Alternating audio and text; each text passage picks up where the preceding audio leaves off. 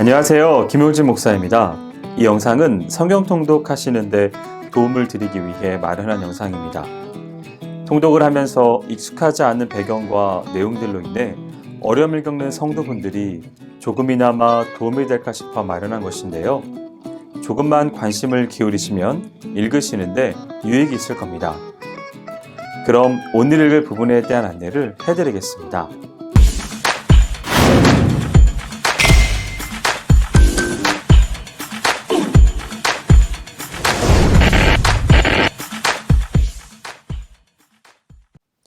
오늘 읽을 본문은 이사야 18장에서 22장까지입니다. 이사야 18장은 열방에 대한 심판 예언 가운데 삽입된 장으로 남왕국 유다와 함께 아수르의 위협을 받던 애굽이 일시적으로 보존될 것을 예언한 사실을 기록하고 있습니다. 1절에서 7절은 애굽을 다스리고 있던 구스, 즉 에디오피아에 관한 예언입니다. 당시 구스의 사바카 왕은 BC 715년경 애굽 전역을 점령하여 애굽의 제25왕조를 건립하고 있었습니다. 그리고 남유다는 제12대 왕 아하스가 죽고 히스기야가 제13대 왕으로 등극하여 개혁을 단행하고 있었으며, 아수르는 북이스라엘과 아람을 정복한 후 유다 침입을 계획하고 있었습니다.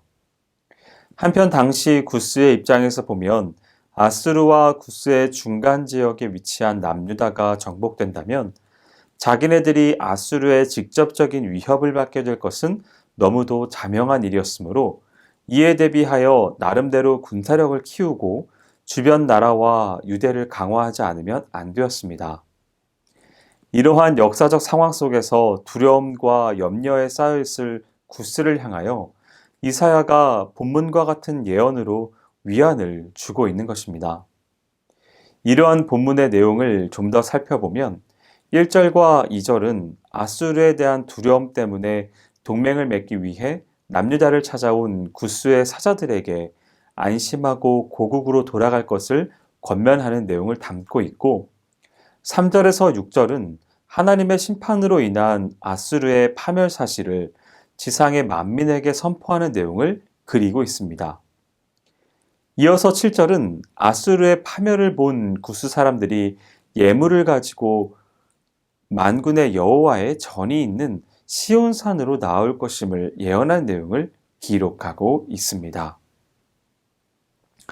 이사야 19장은 20장까지 계속되는 애굽 관련 기사의 전반부에 해당하는 부분으로 애굽의 쇠퇴, 그리고 종말론적인 회복 및 이스라엘과 애굽, 그리고 아수르 등 3국의 화해와 축복 예언을 기록하고 있습니다.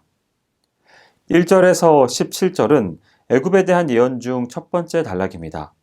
본 예언이 선포되던 시기에 애굽은 구스인이 통치하는 제25왕조 시대였습니다. 그리고 애굽인들이 구스인들을 몰아냈을 때 또 아수르 왕의 침공을 받고 아수르의 종속국이 되기도 했습니다. 그러다가 애굽 전역이 아수르의 통치에서 벗어나게 됩니다. 본문의 예언은 이러한 애굽의 역사적 배경과 연관된 것으로서 그 내용을 살피면 다음과 같습니다. 먼저 애굽인들이 내란과 잔인한 군주들의 압제에 의해서 고통을 겪게 됨을, 그리고 애굽의 젖줄이나 다름없는 나일강이 말라버림으로 인해 여러 가지 경제적 고통을 겪게 될 것임을 설명합니다.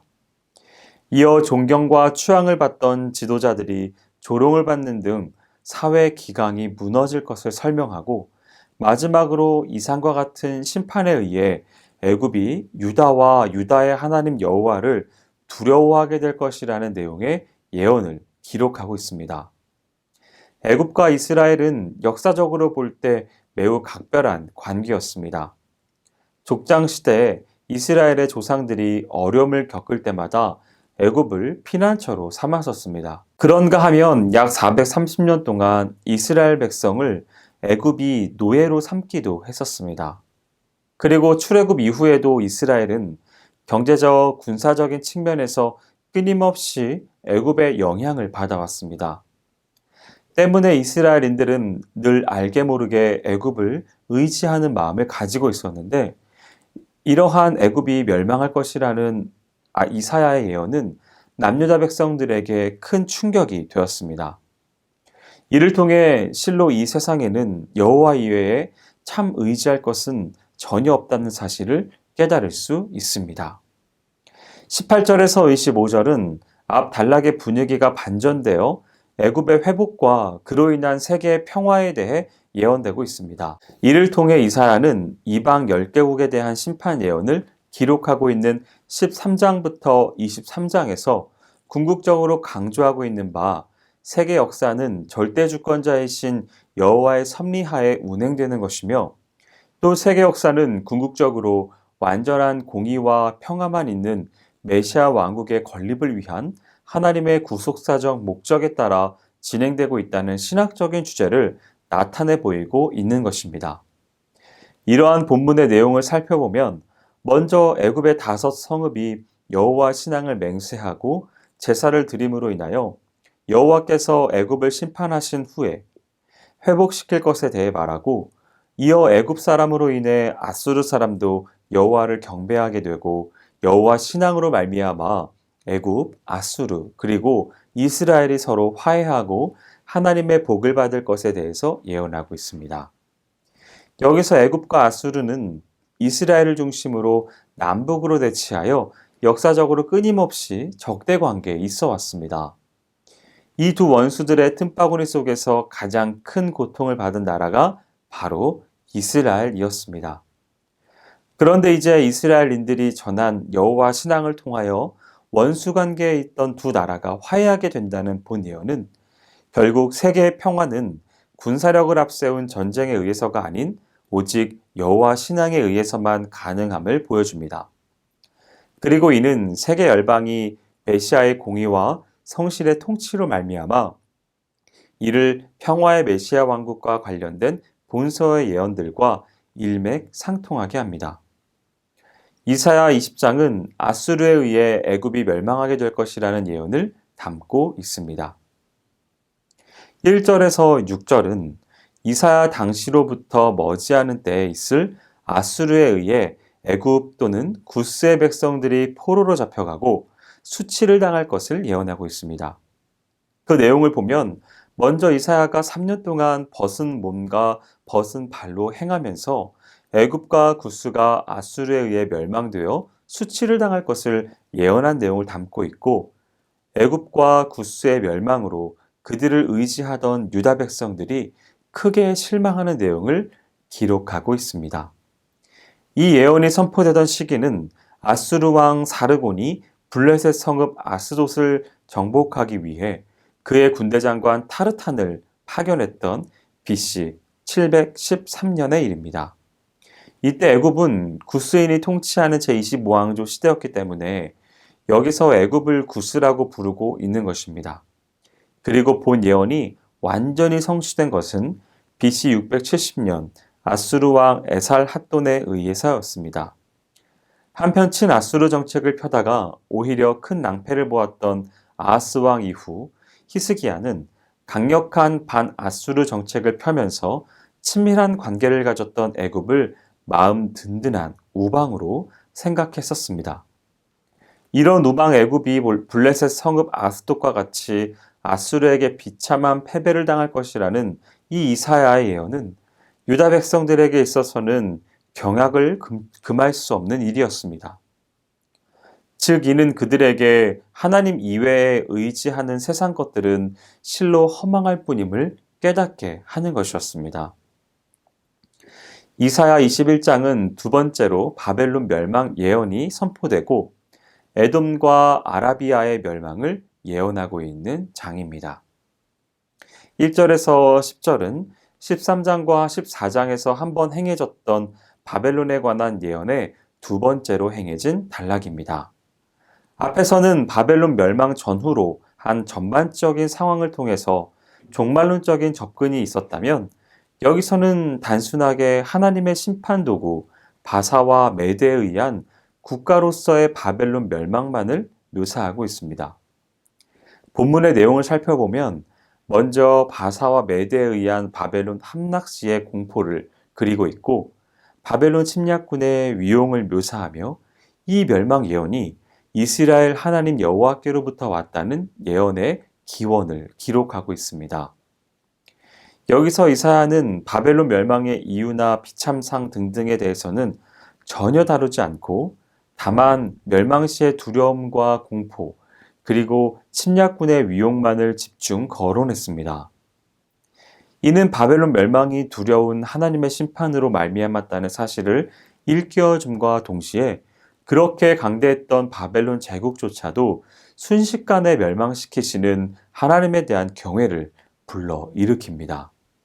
나아가 하나님 나라의 적대적인 세상 나라는 아무리 강대할지라도 결국 비참한 종말을 고하게 될 것이므로 우리의 궁극적인 소망은 이 세상이 아닌 하나님 나라에 두어야 함을 교훈합니다. 11절과 12절은 이방 국가 10개국에 대한 심판 예언 중 8번째인 에돔에 대하여 예언한 부분입니다.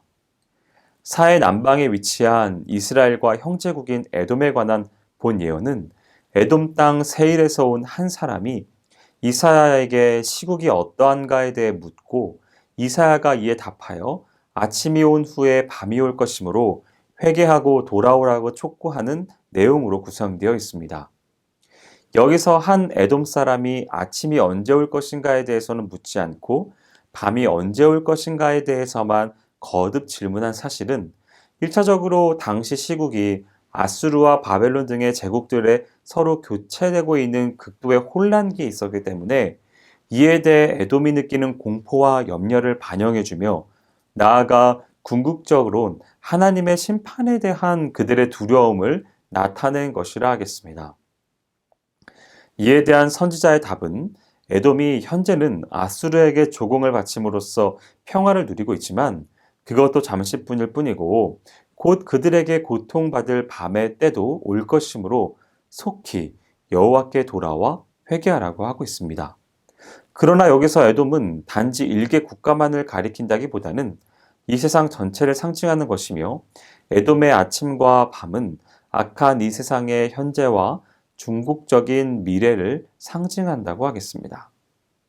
13절에서 17절은 이방 국가 10개국 중 9번째인 아라비아의 멸망에 대한 예언입니다.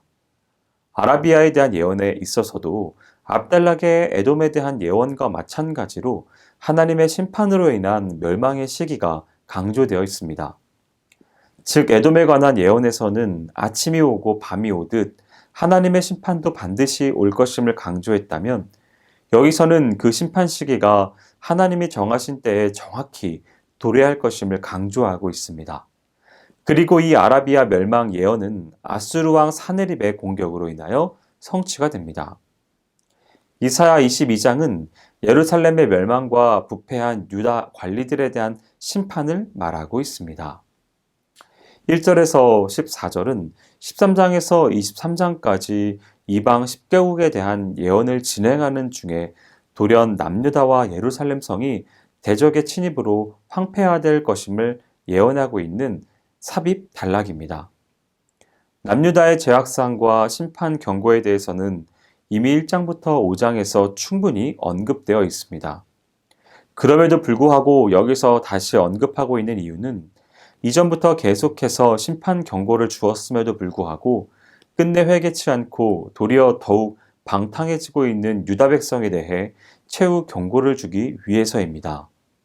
그리고 무엇보다 하나님의 심판은 혈통에 따라 차별 지어지는 것이 아니라 오직 세계 역사의 주관자이신 그분께 대한 순종 여부에 따라 주어지는 것이며 유다 백성이 비록 선민이라 할지라도 여호와를 배반하고 범죄한 이상 결코 심판을 면할 수 없음을 보여주기 위해서입니다. 이와 관련하여 본 단락에서는 전혀 예기치 못한 때에 적군의 침입을 받고 혼비백산할 유다 백성들의 혼란상과 적군의 무참한 공격으로 인한 예루살렘 성읍의 황폐와 그 가운데서도 주를 경외치 않는 백성들의 완악함과 그런 비참한 멸망의 원인으로서 거듭된 심판 경고에도 불구하고 회개치 않고 도리어 더욱 방탕했던 사실을 지적하는 내용의 예언을 기록하고 있습니다. 15절에서 25절은 백성들이 악해진 것에 대해서 큰 영향을 끼친 남유다 관리들의 부패상에 대한 책망과 심판을 내용으로 하고 있습니다. 히스기야 시대의 국고 책임자인 셈나는 권력을 이용해 부정 축제를 했습니다. 셈나를 대신하여 등장한 엘리야김도 막강한 권력으로 나라 전체 유익보다는 자기 가문의 영광만을 추구하다가 종국에는 타락하여 심판을 받게 됩니다. 셈나와 엘리야김은 아수르 왕 사네립이 예루살렘을 포위했을 때 히스기야 왕이 보낸 3명의 고관들에 포함되어 있었던 인물들입니다.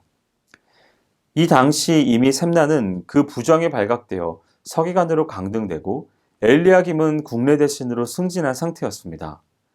이렇게 남유다를 대표하는 두 고관이 차례대로 자신의 권력을 이기적인 부와 명예 획득의 방편으로 삼음으로써 타락하였다는 사실은 당시 유다 관료 중 전체의 심각한 부패 정도를 반영하고 있음을 확인하게 합니다. 여기까지 이사야 18장에서 22장까지 성경 통독을 하실 때 도움이 될 만한 내용을 전해드렸습니다. 혹시 이외에 질문 있으시거나 나누고 싶은 이야기가 있으시면 밴드나 댓글로 달아주시면 필요한 도움을 드리겠습니다. 그럼 내일 다시 만나도록 하겠습니다.